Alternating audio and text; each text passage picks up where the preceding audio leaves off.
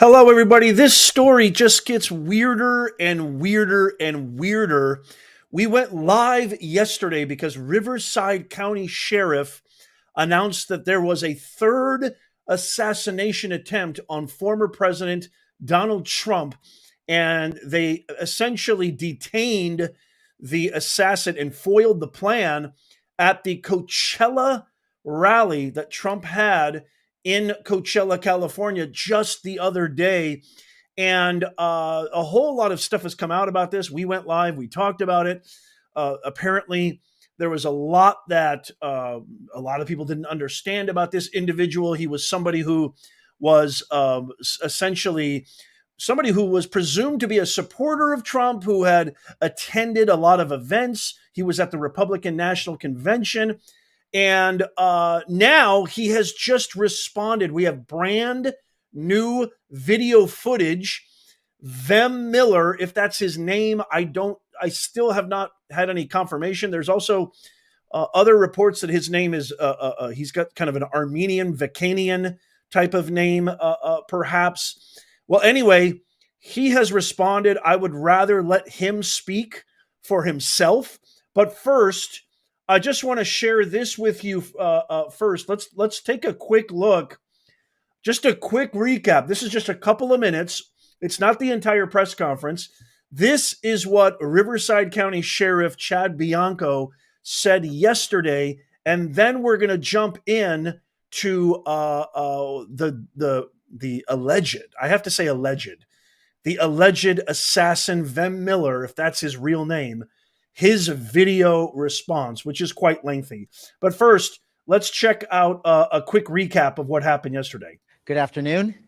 Thank you all for coming here today. I am Chad Bianco. I'm the Sheriff of Riverside County, and we are obviously here to talk about an incident that occurred yesterday at the rally that former President Trump had in Coachella. Yesterday afternoon, before former President Trump arrived to the rally, we made contact with an individual on the inner perimeter of our operation at the rally.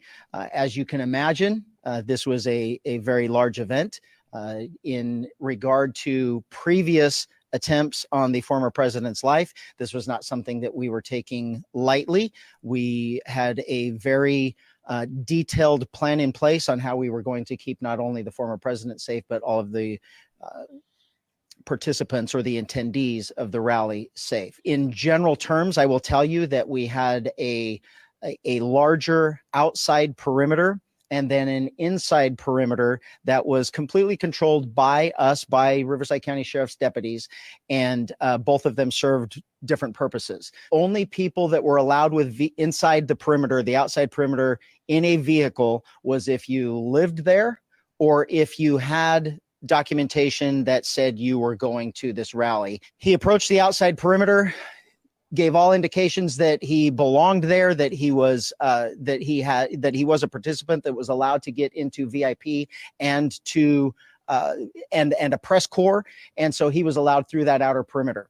As he got to the inside perimeter, where deputies were conducting obviously a more thorough evaluation of the vehicles that were coming in, there were many irregularities that popped up. The deputy noticed that the interior of the vehicle was in quite disarray.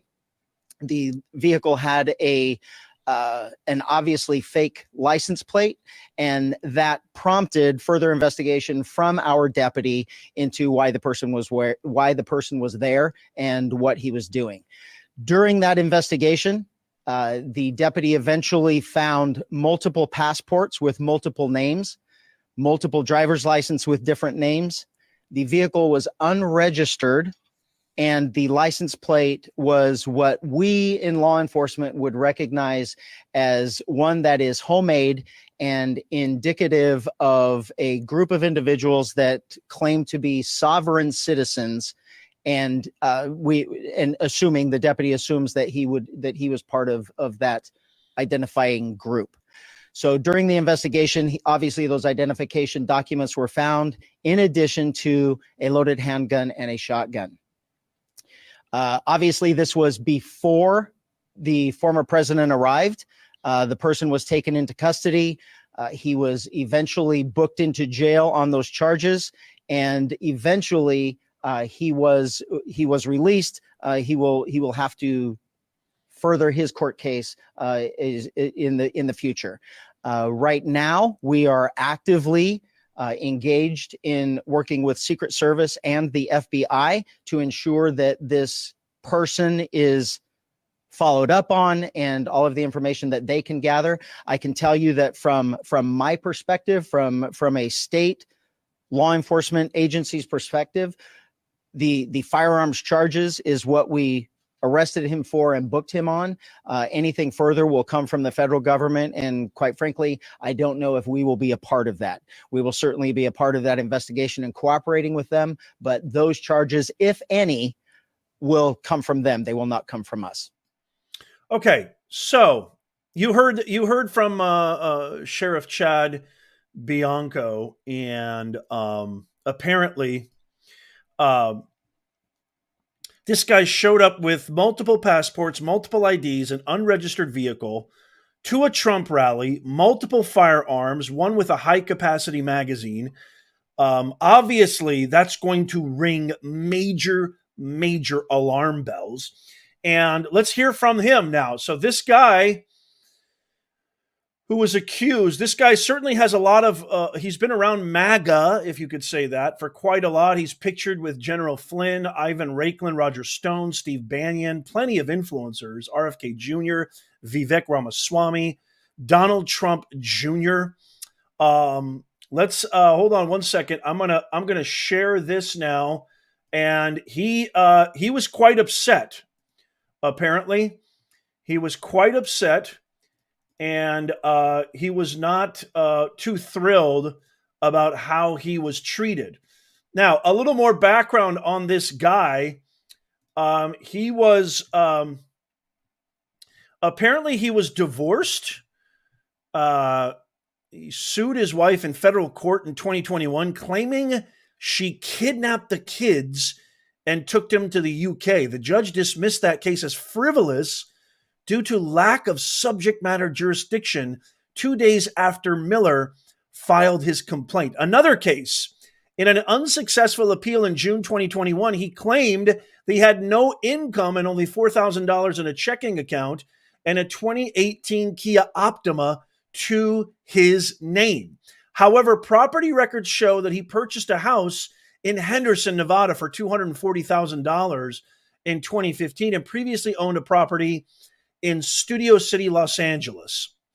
Another case, Los Angeles 2013, Miller claimed a company he was working with on a reality TV show had planted a kilogram of white powder in his office. His real name is Yanovkian, Y-E-N-O-V as in Victor, K-I-A-N. Now, it sounds like an Armenian name. How do I know that? Because my mother's Armenian. So, she's a legal immigrant, came here in the 70s. My brother and I were born and raised in the greatest country on planet Earth, the United States of America. So I know that name. I'm able to recognize the IAN. It's typical of most Armenians. He's speculated to have some connections with the State Department, whereas there's a group of assassins suspected to be in the U.S. for a long time. Not sure I understand this. I'll give you my thoughts. Let's watch this now. I will give you my thoughts after hearing what he has to say. As a matter of fact, I would love to hear your thoughts on this. And so let's check out and see what Yevgenkian Ven Miller, aka Ven Miller, has to say about all of these charges right now. Let's go and listen to him right now. And probably the reason that God put me in that situation, in order to be able to expose really what's going on. And so every time I've gone to a Nevada rally and notified the police, it's been a non-issue. They've thanked me for the courtesy of notifying them. They've said, obviously, you can't take your firearms. I wouldn't even think of doing such a stupid thing. And they've been fine. They've been fine. And the critical mistake I made is, I guess, forgetting the location that I was in California. So I drive up with my special entry pass. And by the way, they're saying I had a counterfeit pass. That's a bunch of nonsense. I could prove that I had a special entry pass directed to me, sent directly to me by officials within the Republican Party of Nevada. I was an actual invitee to that event. So as I'm driving, there's an area where you enter the parking lot after you pass a sheriff. I pull up to the sheriff. I say, well, I should take that back. I'm not 100% sure he was a sheriff. He was wearing a sheriff vest, but a lot of.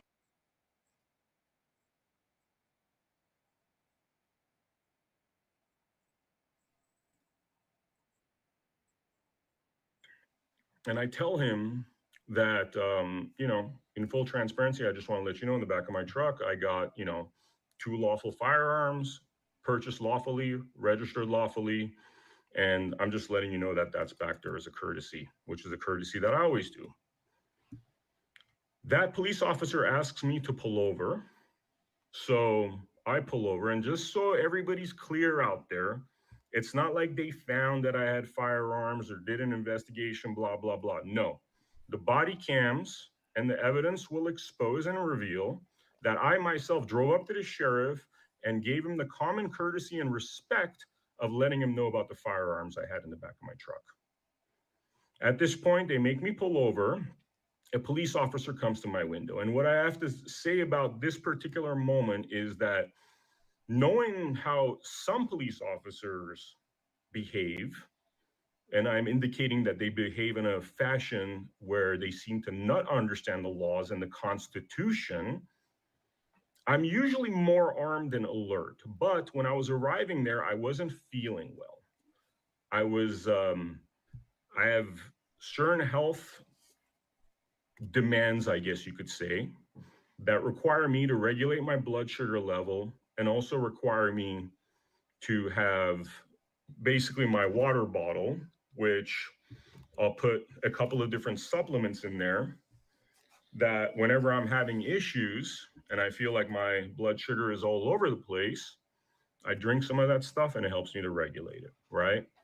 At this moment, I certainly wasn't feeling great. I wasn't at my sharpest. And when this police officer came to my window, I rolled the window down and he asked me to get out of my car. I got out of my car. He asked me to turn around, put my hands behind my back, which is what I did. He handcuffed me at that juncture. I said, "Why are you handcuffing me?" He said he's doing it for his own protection, which, we could talk about that topic as well, because I don't know ever in the history of humankind where there's been an individual like me that's rolled up and said, "I have 2 firearms in my trunk," clearly indicating that I'm not there to cause any problems. I'm not there for anything nefarious. But nonetheless, this police officer felt threatened when he's the one with the firearm right then and there. But I complied with him. I complied with him because my impression of most Trump rallies was that the police officers there were respectful of the Constitution and appreciated that I was upfront about the lawful firearms within my car. At this point, they put me in the back of a police car, which is scorching hot. And frankly, I'm feeling faint at this point and I'm having difficulty speaking. I've been driving for hours. And frankly, I had to go to the bathroom very badly, to a point where it was giving me a headache, and my blood sugar being off, me being in the back of that truck or police car in the scorching heat, which was akin to a sauna, was really causing me health problems, causing me heart palpitations, causing me breathing issues. And they just stuck me back there, closed the door in this sauna-like police car.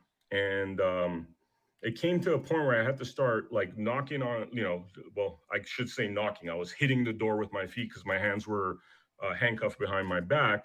And I'm just like trying to make noise so that I could get their attention, because I've been inside there for an hour. And if you could imagine, with your blood sugar all over the place, heart palpitating, being in a sauna-like environment is not the healthiest situation to be in. I actually felt like I might faint and be hospitalized.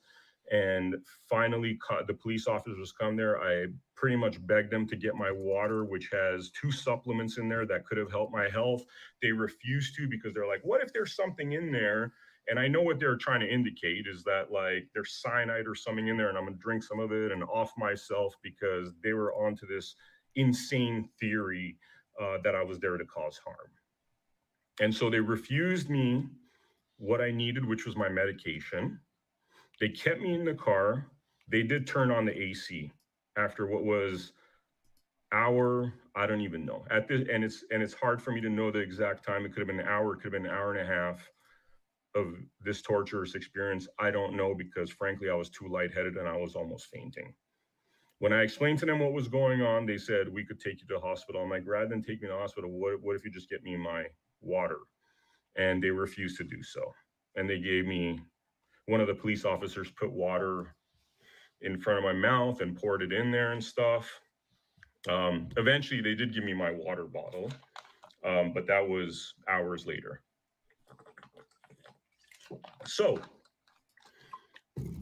at this juncture, I'm in the back of the truck and I'm demanding from this arresting police officer that I get my one phone call, which he refuses. He also refuses to tell me what's going on.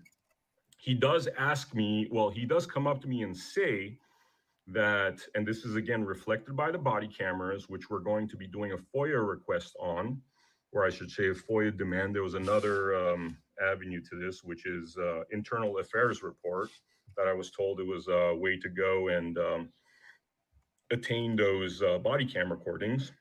So what this body cam will expose is that this police officer came up to me and he basically said that, look, we just want to make sure your law firms are properly registered, that they're lawfully purchased.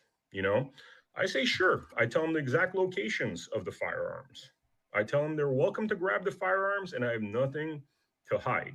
And this was done under the guise of they just need to run serials to make sure that this is part of the National Registry and that it is indeed my firearms. Well, next thing these guys do is that they completely ransack everything in my car. And when I say ransack, I had 3 suitcases in there, including clothes, including crucial medication and supplements, including my laptop computer and iPad, camera equipment, tripods, recording equipment, basically all the equipment I would need in order to produce content. And to be very clear, I wasn't there under media. I was there as a special guest, and I wasn't taking any of that equipment in there because I was not there as media.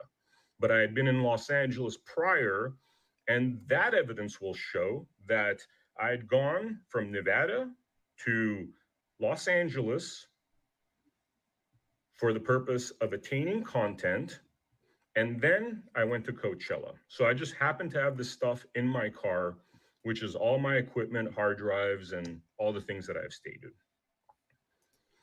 And so at this juncture, they go into such forensic detail with tearing my car apart. There's bomb sniffing dogs there. They're looking at the serial numbers. They're opening up everything in my car. I mean, they're checking the mufflers. They're checking underneath it, because obviously they were on this, frankly, idiotic notion that I was there to cause harm. And mind you, the right thing I believe to have been done is when I asked the police officer, hey, I have firearms. And I actually said, like, when I first drove up there, I said, look, if it's an issue, I could do a U-turn and go away, because, you know, I understand, you know, because I could tell from his reaction that he wasn't reacting the way our Nevada police would have reacted to that sort of comment. And I said, look, man, I could just turn around and go, man, I don't even need to go to this rally, you know, but they chose to have me apprehended and arrested, right? So they ransacked the crap out of my car, and lo and behold, they find absolutely nothing. I think it was clear that this was an attempt to find incriminating information or evidence upon myself, because carrying a firearm is protected by our Constitution. And say they found other, you know, something nefarious in there, that would clearly be a way to justify what they were doing. But there was no justification. During this time, I hear this arresting officer call me a maggot and one of those dumb Trump people to a female officer. And he didn't know that I had overheard what he said. And at this point, it becomes very clear that this arresting officer's goal was to make an example of a Trump supporter, was to persecute a Trump supporter having nothing to do with the law. That was very clear by his behavior, by how he spoke with me. And so they tear my car apart, and clearly they find nothing. Then this arresting police officer comes back and says that they're going to throw me in jail and that they're going to impound my car. Tow truck comes eventually, takes my car with all my equipment, my clothes, my medication. And this clothes that you're seeing me wear, the jeans that I'm wearing, I've been wearing for now, it's the third day after spending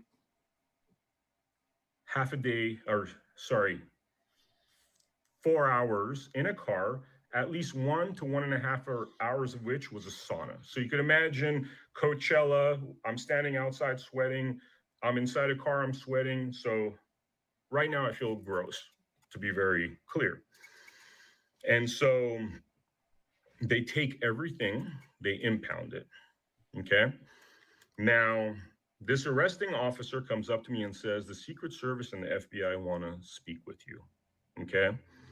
And this is when his narrative started, I guess, falling apart, because he told me that, you know, there's a serious situation, there's been assassination attempts on Trump, blah, blah, blah, and they're going to investigate this, they're going to interrogate you, blah, blah, blah, right?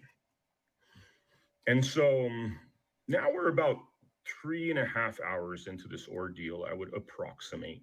And this arresting officer drives me to an RV where the feds and the Secret Service are stationed.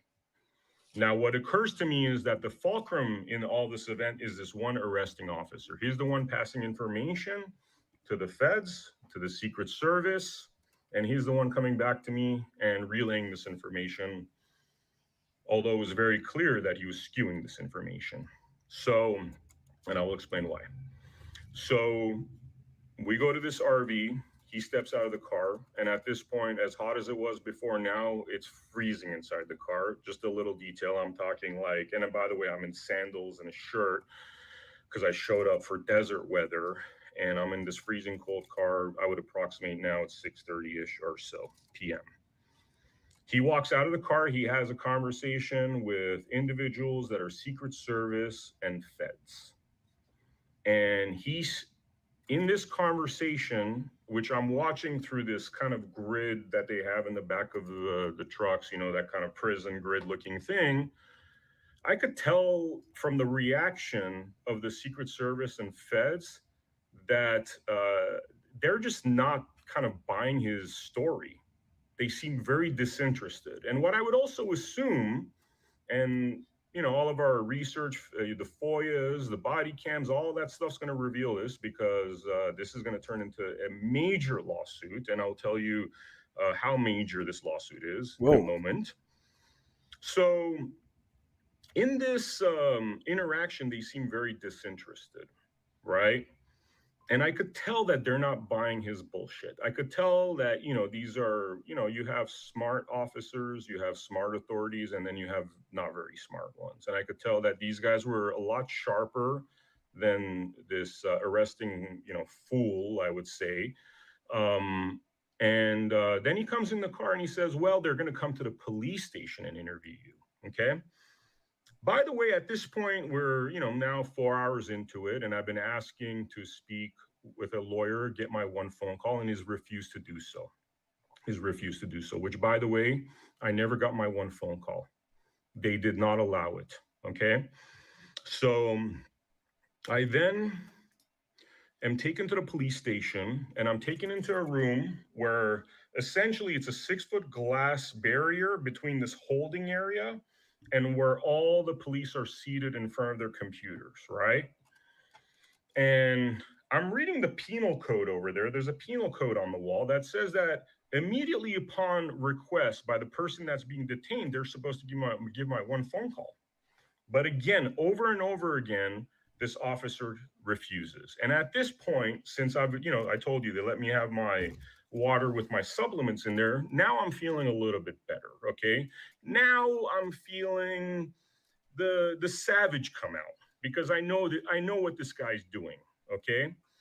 And so I stand up, and by the way, I'm chained to a bench. So when I say I stand up, I mean I pretty much stand up in place, and I say, "Listen, man, this penal code right here," and I read him the penal code. How immediately upon request, I'm supposed to get to speak to get my one phone call, which I was going to call my lawyer, right?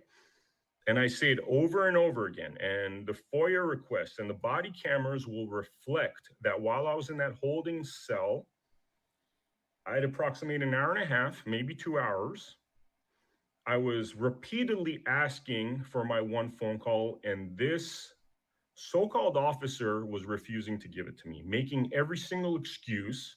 And so then I turned to the other police officers and I said, "Listen, guys, because now my brain's coming back, okay? And I understand law much better than most documentary makers and content creators because I've actually studied law. And in fact, that morning I was listening to law classes, which are available on my computer and verifiable before I even drove out, which is like what I do on my spare time. And the reason why I do this stuff is because through doing a lot of content, I realized that, this officer who I believe is a corrupt and criminal individual who's operating under the color of law, a lot of them exist out there.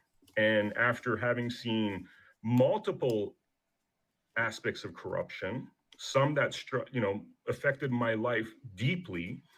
And there's a story to that too, because one of the reasons I even got into this is because of immense court corruption by a woke Canadian judge. I won't get into the details of what happened there, but at this point, I'm going to be sharing all these stories because I want you to know where I'm coming from and why I chose a certain direction in my life and gave up a very healthy and rising six-figure salary in Hollywood to do this stuff where it's very difficult.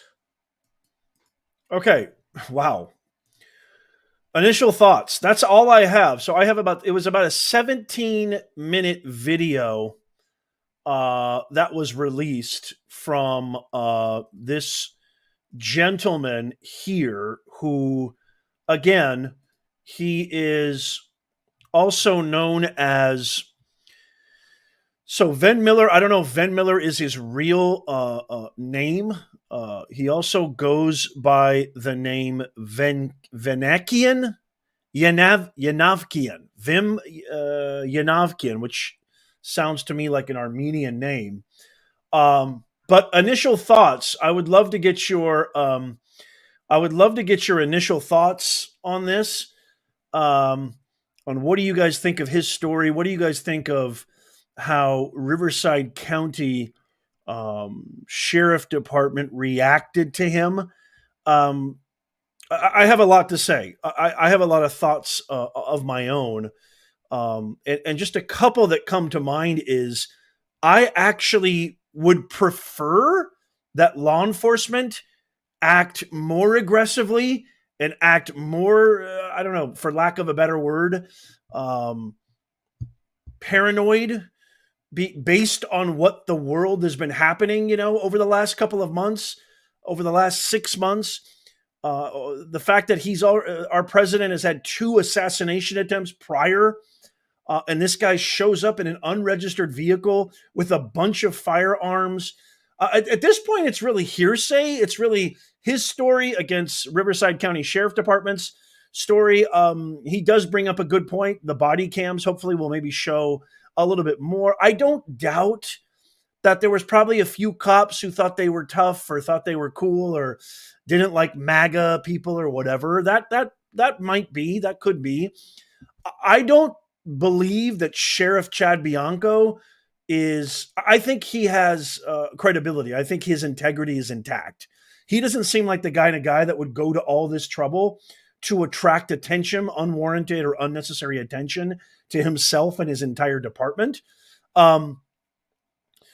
but I think that this guy, this Yanavkian or whatever, or Van Miller or whatever, I think he seems like a guy that has he's intelligent, he speaks well. He doesn't seem like the kind of deranged psychotic that maybe we typically would see with these kind of assassins, etc., etc. I don't know. I'm not an expert in what assassins' profiles are, but he doesn't seem to me as somebody who has studied psychology, have taught psychology, and somebody who knows. I've seen enough of this to kind of recognize a pattern, and he doesn't seem to fit that pattern. So I will give him that kind of credit. But you're showing up to a Trump rally in California after this guy has had 2 assassination attempts with suitcases, passports, fake IDs, multiple IDs, and multiple firearms, one that possesses a multiple high volume capacity. I'm sorry, brother, but my thought is I'm glad they did what they did. I would rather them overreact than what we've gotten the last couple of times, which is you let Matthew Thomas Crooks walk around, Butler with a rangefinder, a drone, a ladder. You let him get on the roof. I think we're due for some overreaction. Am I incorrect? Am I crazy? I mean, let me know in the comments down below. I don't know. I think it's warranted that there's some overreaction, especially, he's by himself, he's solo, unregistered vehicle, again, multiple suitcases, multiple firearms. Did he say, I thought it was interesting when he said,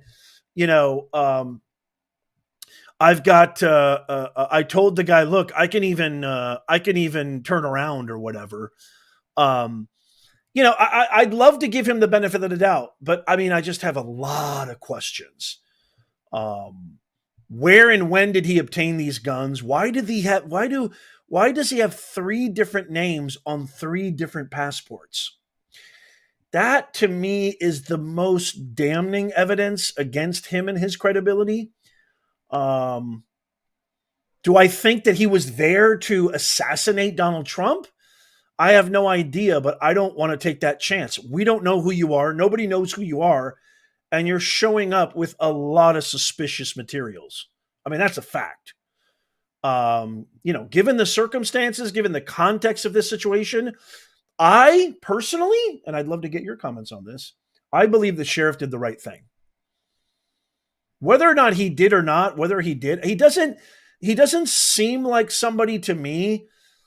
And also, given his track record of being at the Republican National Convention, hanging out with and taking pictures with RFK Jr., Donald Trump Jr., Vivek, etc., Roger Stone, my gut tells me no, but I am actually satisfied. I'm happy that they overreacted, if you could call it overreaction. Maybe it's not. Maybe I'm not identifying that right.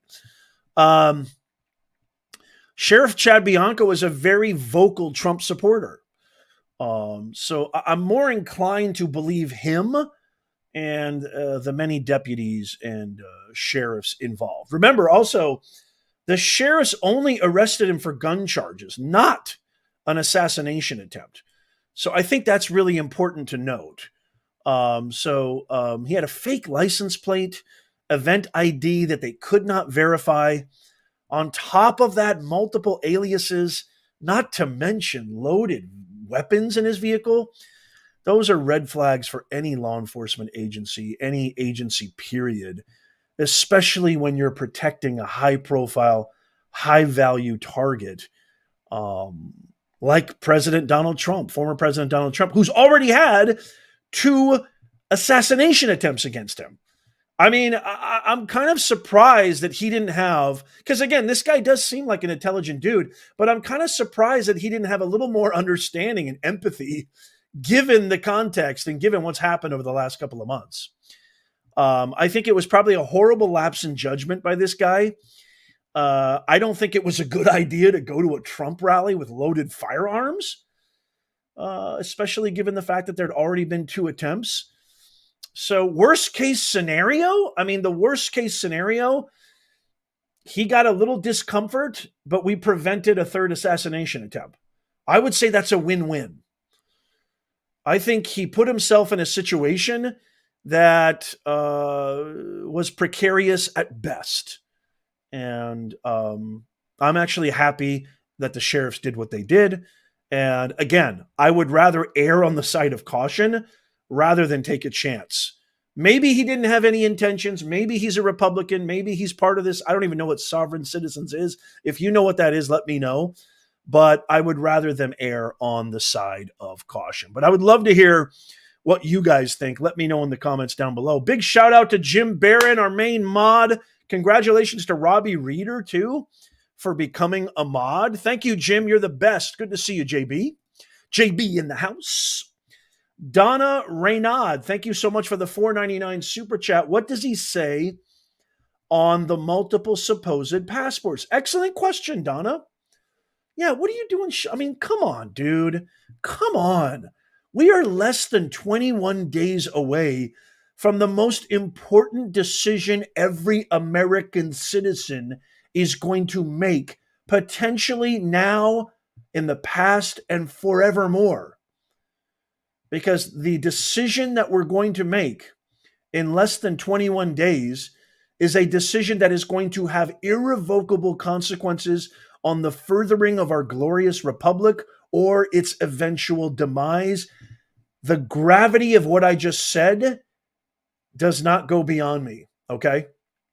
I understand the gravity of what I said, okay? And so, but I truly believe it with every fiber of my being. I think it's that big. That is why I am going to work 100x harder these next 21 days, and I hope you will join me. Donna, it's a great question. Thank you, Mark Bryant, for the $2 super sticker. You're rock. Thank you so much, Mark. Appreciate that. Carol, thank you so much for the $5 super chat. Bless you. For your one call, you know what has been going on. Why would you go there with a weapon loaded? Exactly. For your lawsuit too, sorry, not sorry, protect Trump. Exactly. 100%. 100% protect Trump. Thank you, Carol. Hey, there he is, the legend, the man, the myth, Peter Ortiz. Everybody give a huge, warm welcome to the legend, Peter Ortiz.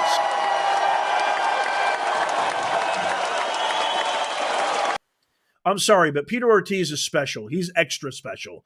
You guys are all special, but Peter Ortiz holds a special place in our hearts because he has been the most giving member, the most giving viewer we have. I mean, between him, JB, and others, it's just, it's unbelievable. Thank you, Peter. You rock. How are you, sir? He just gifted 5 new memberships to our channel. By the way, don't forget, by becoming a member, you automatically get registered in our live stream giveaways. I just gave away two $50, $100 worth of Amazon gift cards yesterday.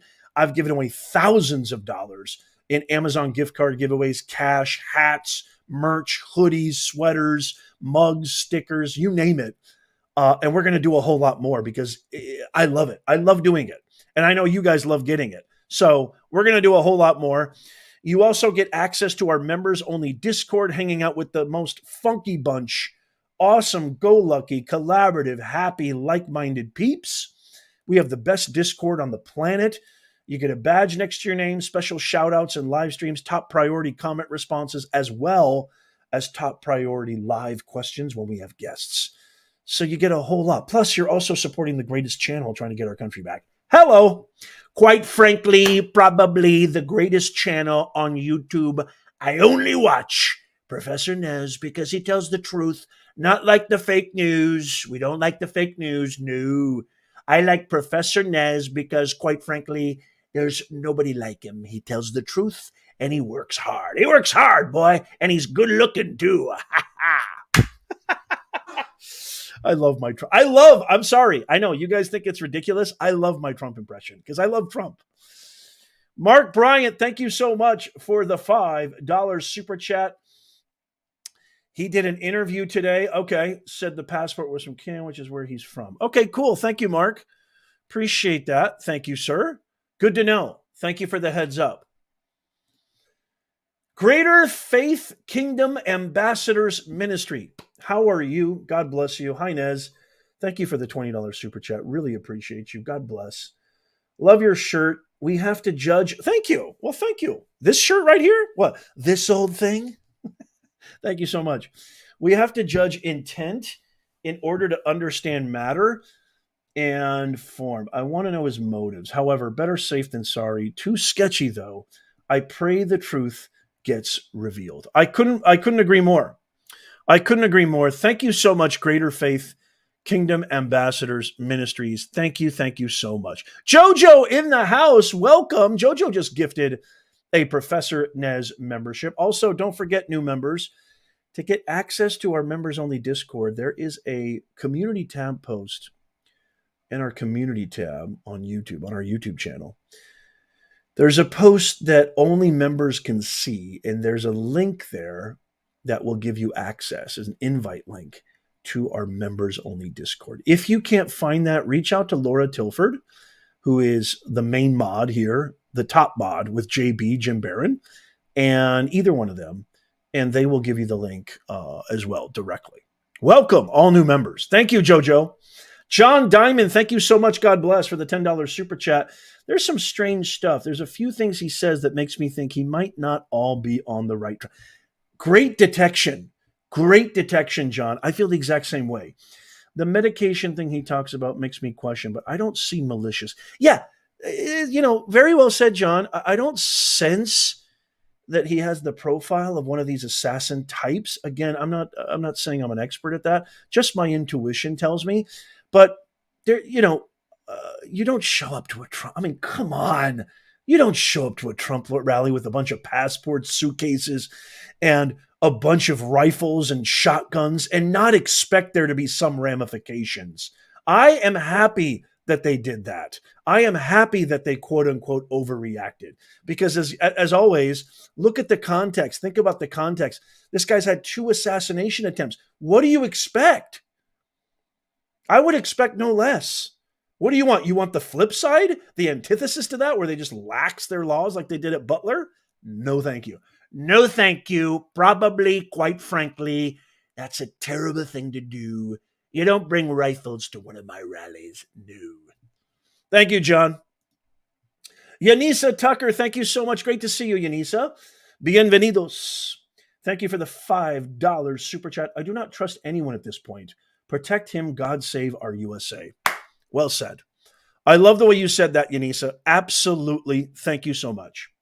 Ward, good to see you with the $2 super chat. Can't afford a membership, but I can afford this. Hey, guys, I want to be very, very clear. Everything that you guys, I never, ever want you to do anything that's outside of your budget, outside of your comfort level. I don't expect anything from anyone. I am happy to create and produce and distribute all of my content for free. Being a member just gives you special access, special amenities, which is awesome. But please, only if you can, if it's within your budget, please. I don't want anything from you. I don't expect anything from you. The only thing that I ask is that you like the video, tap the thumbs up, that's free. Sign up for our free newsletter, that's free, in the pinned comment, show notes, and description, so you never miss out. You get the truth here, the objective, unvarnished truth that the fake mainstream mafia media won't share with you. And just watch the videos. That's it. That's all I ask. That's all I ask. So please don't do anything that puts you in an uncomfortable situation. Ward, thank you so much. I appreciate you. And it's great to see you. Mark Bryant, thank you so much for the $5 super chat. One Nation Under God is the YouTube channel. He does an interview. Thank you so much. I appreciate that, Mark. Thank you. I'll have to check that out. Jojo, Johan, how are you doing? Good to see ya. $5 super chat. Got my tickets to the NYC. I hope New York goes red. How lucky. No, that's the wrong song. I was going to sing New York, New York. I want to live up in a city that doesn't sleep. I forgot the words. Sorry.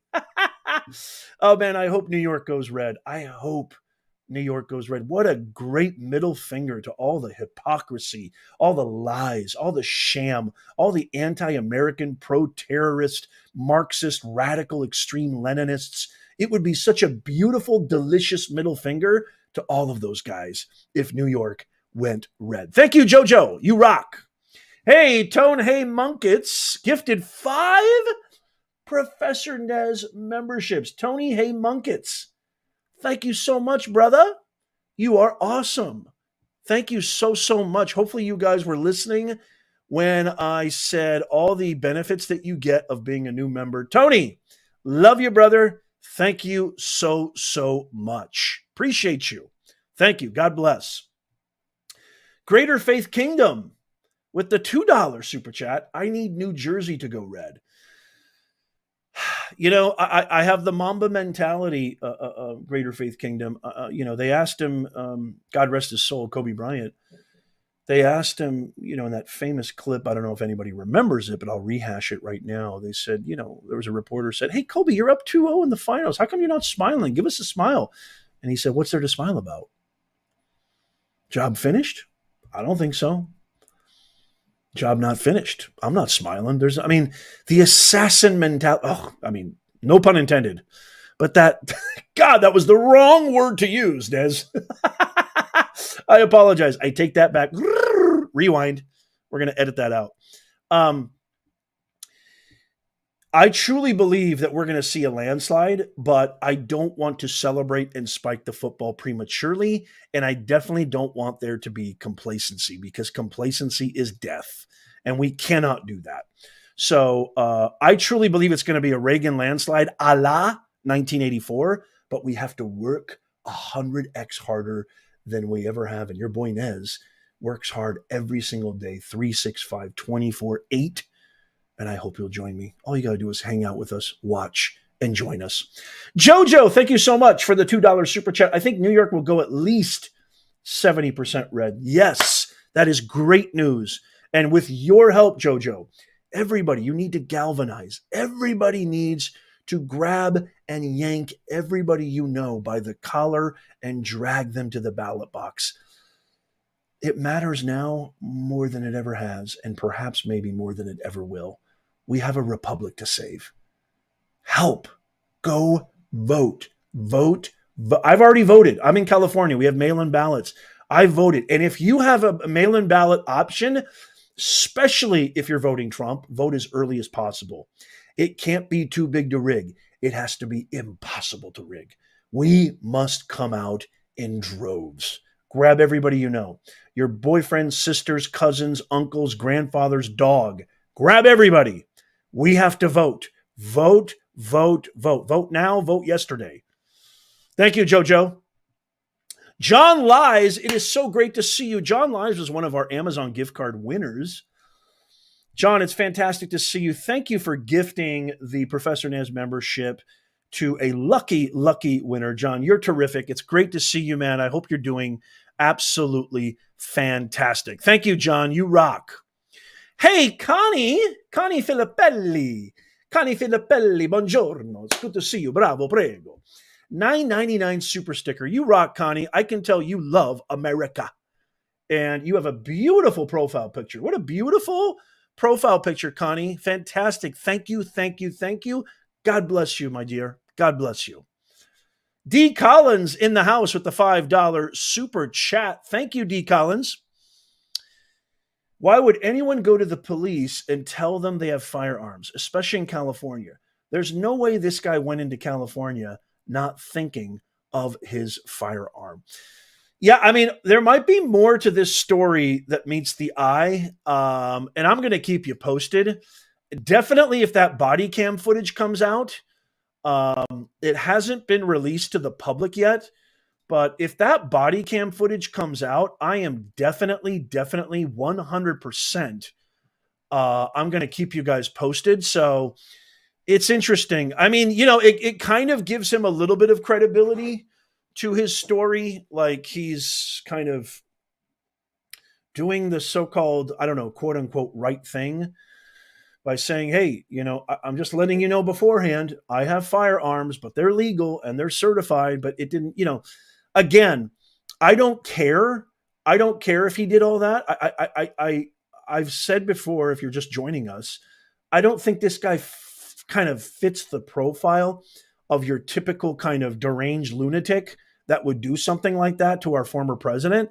But I'm not taking any chances. And I'm happy that Riverside County Sheriff's Department did not take any chances. I'm happy that the Secret Service, the FBI, did not take any chances. It's too important. The stakes are too high. Don't bring guns to a Trump rally. That's another thing that Sheriff Bianco said. He was the only individual there. The only individual there, maybe even of all time.